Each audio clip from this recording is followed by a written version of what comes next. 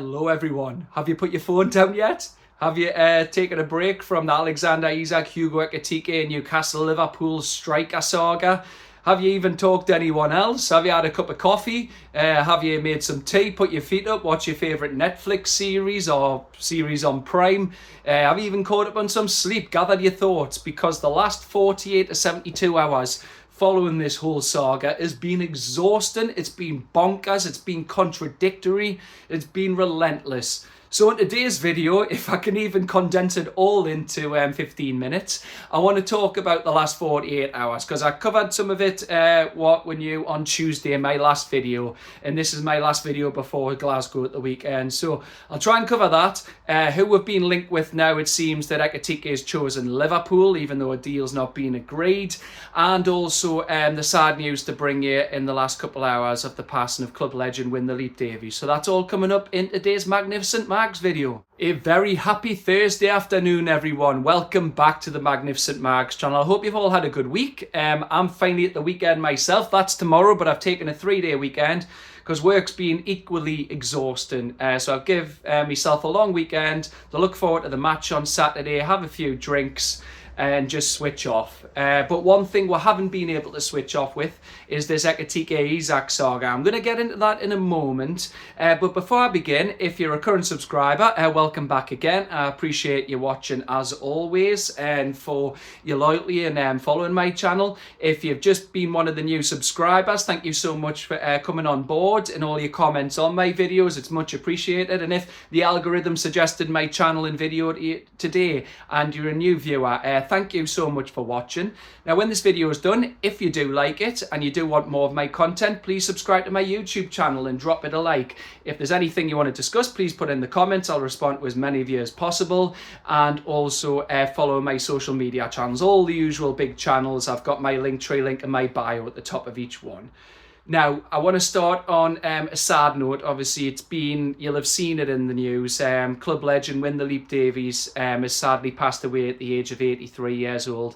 The Welshman, he played for Newcastle United 181 times, scored 40 goals, played for between 1966 to 1971, made over 200 appearances, lethal in front of goal, especially the air, where he got his nickname, the Leap. And he was a key part of a win in the Fairs Cup in 1969. So just want to say it's such sad news, and all of us in the Newcastle United fan base send our condolences, I'm sure, to his family, his close friends, everyone he knew at this club and also his other clubs, and especially obviously the Welsh national team. Thoughts go out to them at this difficult time, and obviously hope their privacy is respected. Anyway, moving on to this saga. Yes, I don't even know where to begin. Well, I've said at the outset of this video, 48 to 72 hours, but I could even go back 144 hours, 6 times 24 almost. And go back to last Friday. It was reported that we were going for Hugo Ekitike again. Now, we'll remember him. I think I said in my last video, we were linked with him 3 years ago when he was at Reims, his hometown club.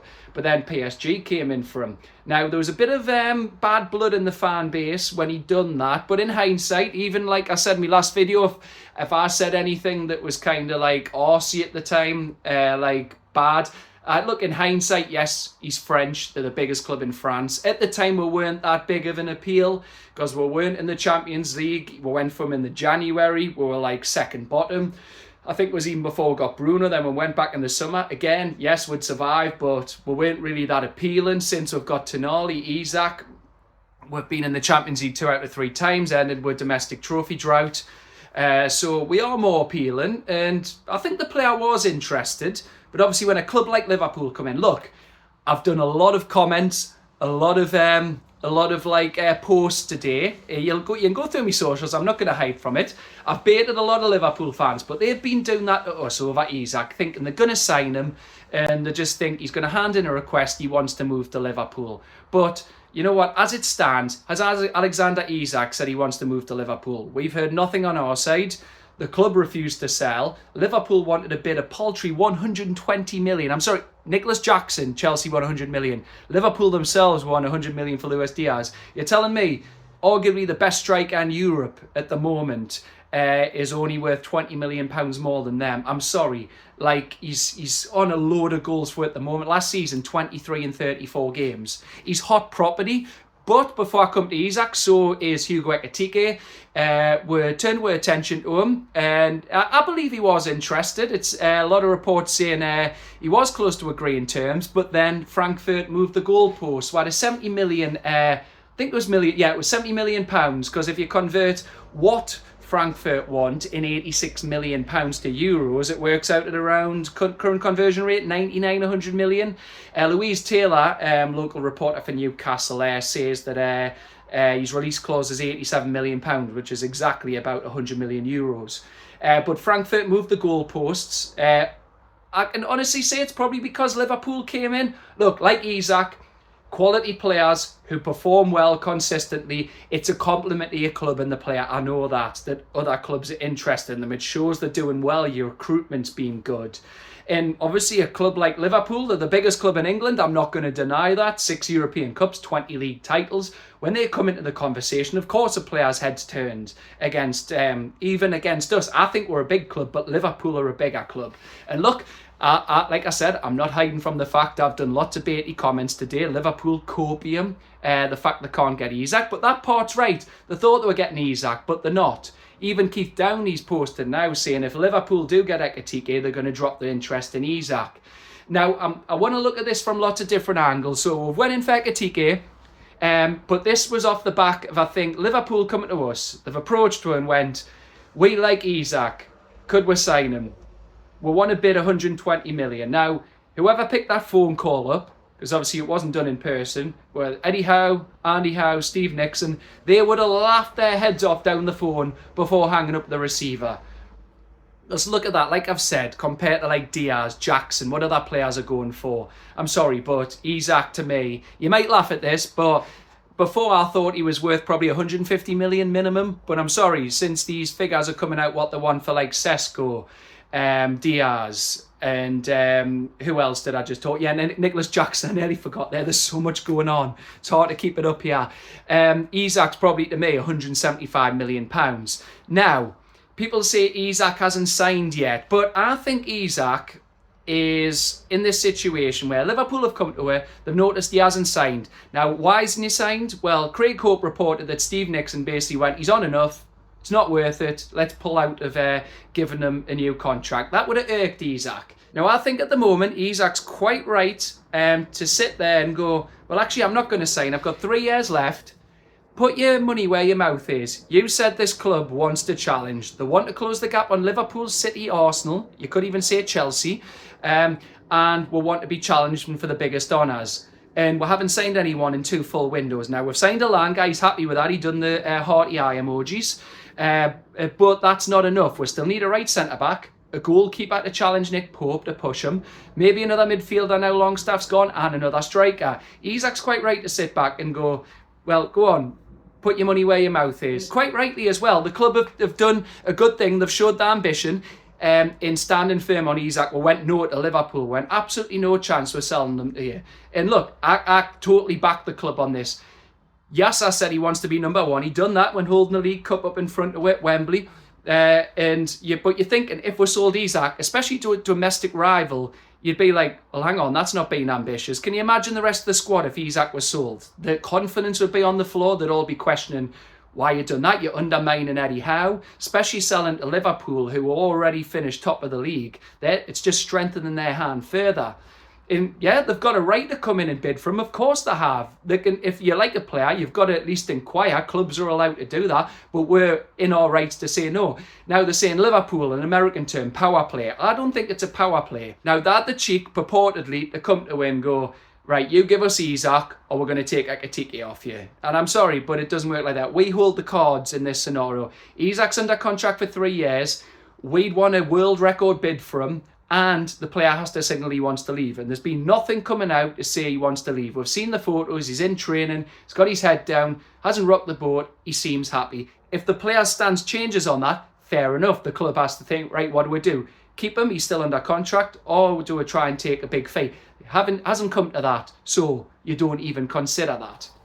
Now, we've went and turned our attention to Ekitike. I think he was a good signing if we got him. That was exciting. Ekitike, Isak, Gordon, Alanga, Bruno, Tonali. My God, what a team. The makings that could have been for a team.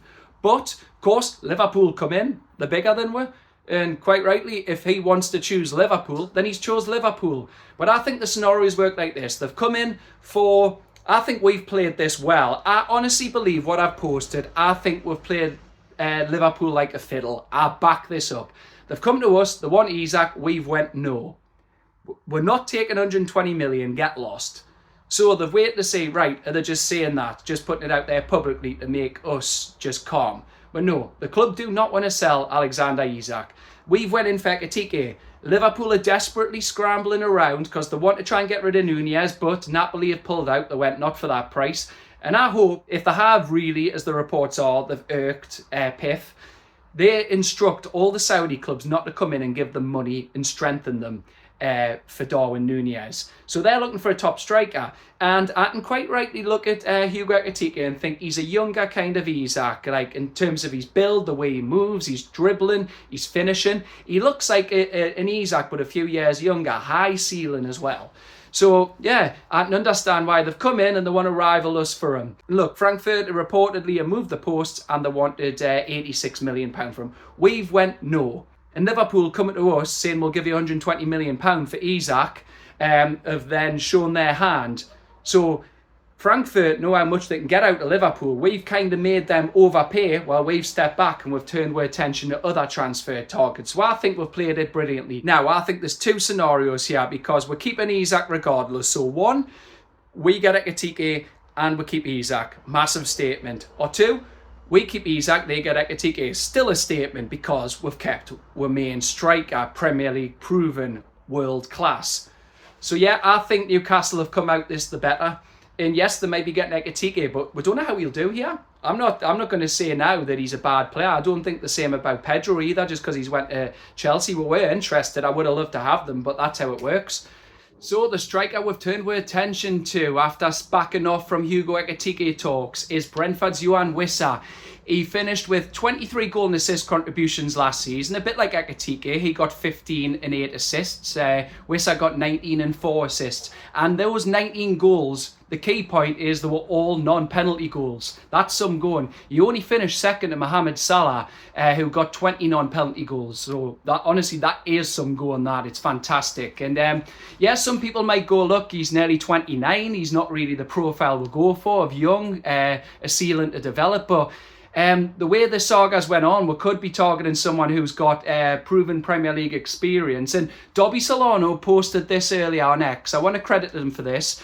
He says players who scored less than him last season: Luis Diaz, Cody Gakpo, Rafinha, Ollie Watkins, Julian Alvarez, Cole Palmer, João Pedro, Florian Wirtz, Hugo Ekitike, Benjamin Sesko, Darwin Nunez, Mateus Cunha, and Liam Delap. And I'm going to go through the pros and cons of Wissa. Now, pros are he's Premier League proven. He's shown he can score goals, especially non-penalty goals, which is where he trumps in Boomo, who scores a lot of penalties. He's at his peak, you could say, at around the 28-29 age for a striker. And he's versatile. He can play on the wing and he can play up front.